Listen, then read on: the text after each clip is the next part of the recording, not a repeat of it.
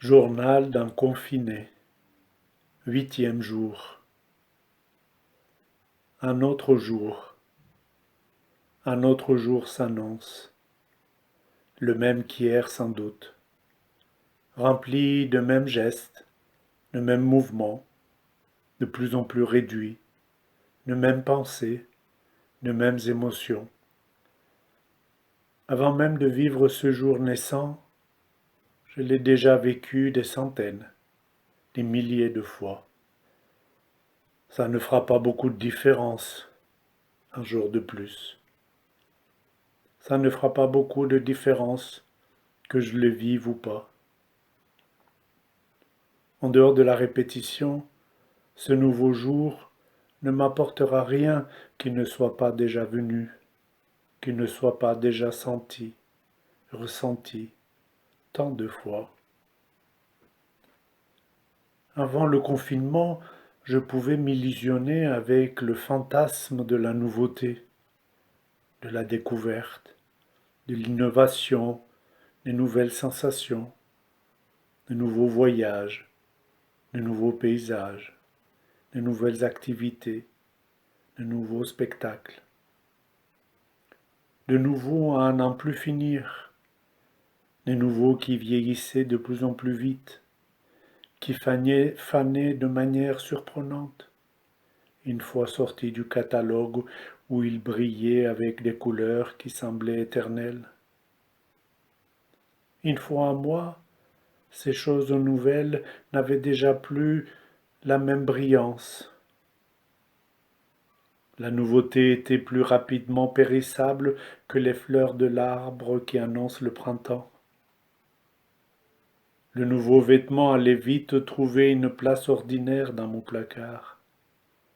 Le nouvel appareil perdait rapidement son lustre une fois rangé dans la cuisine, ou dans le salon, ou dans une chambre. Avant le confinement, la nouveauté, comme le sang qui irrigue le corps, ne devait jamais s'arrêter de venir encore et encore. Sans nouveauté, point de vie, ou une vie ratée, triste et sans intérêt. Ainsi je croyais, même pour ma petite vie, que chaque jour était différent, que chaque jour était plein de possibilités, plein de promesses, plein d'espoir de vivre de nouveautés extraordinaires. Tu veux que je te dise? C'est maintenant que je vois. C'est maintenant qu'une nouvelle clarté sur ma vie d'avant m'inonde. C'est grâce au dépouillement. C'est grâce à la présence immobile. C'est grâce aux mots qui me font l'amitié de m'accompagner jusqu'au pays natal, jusqu'au pays de la pensée, que je vois. Ma vie d'avant n'était traversée par aucune nouveauté.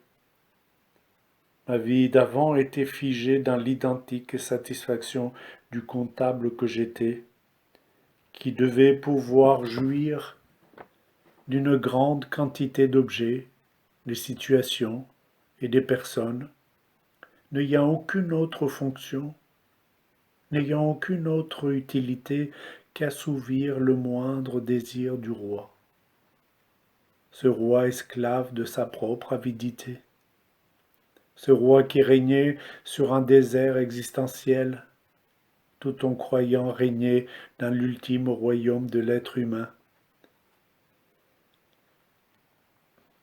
Un nouveau jour s'annonce, un jour entièrement nouveau, un jour qui n'est jamais passé par là, unique, virginal, effrayant de nouveautés et d'inconnus.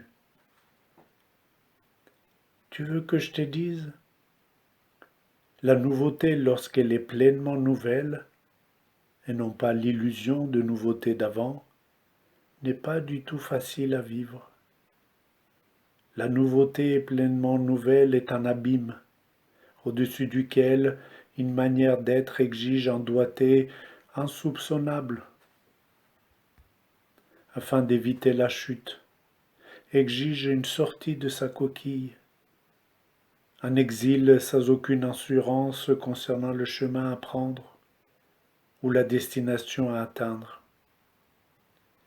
La nouveauté pleinement nouvelle est une brèche inattendue qui fissure le bel édifice de la vie d'avant, une brèche qui secoue les fondations, qui laisse passer des courants d'air sauvages chassant l'air claustrophobe du cocon percé, qui laisse passer une lumière chassant l'ombre jusqu'aux coins les plus reculés. Je le vois maintenant. Il n'y a rien de nouveau en allant consommer son petit voyage ou son petit spectacle, et vite rentrer chez soi avec la sensation d'avoir eu, au moins, quelques petits frissons qui t'accompagneront un moment lorsque tu auras retrouvé ton fauteuil dans ton salon.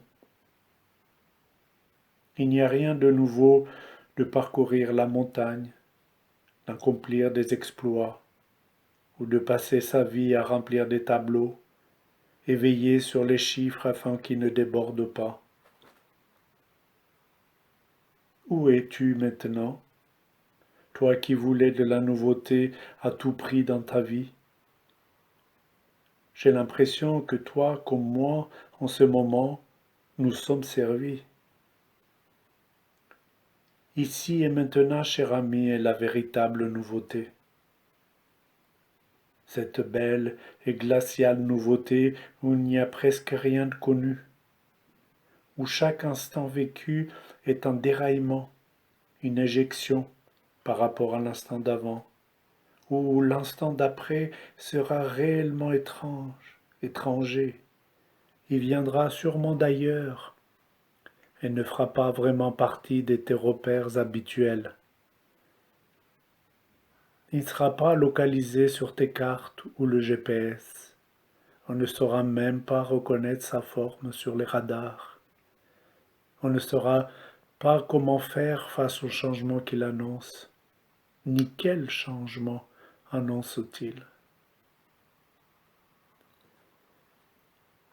Alors que je me tiens immobile derrière la fenêtre, je me laisse traverser par le jour nouveau, complètement nouveau. Alors que plus rien ne bouge, mon monde est d'une extrême vitalité, d'où émergent des paysages nouveaux, des pays nouveaux, des distances au-delà de la mesure, de temps au-delà du chronomètre, des liens au-delà du contact, des secrets au-delà de la science et de la présence au-delà de la dispersion. Alors que je ne peux que parcourir quelques mètres par jour, le voyage est vertigineux. L'ailleurs se déploie sous mes pieds et la richesse surgit de la rareté.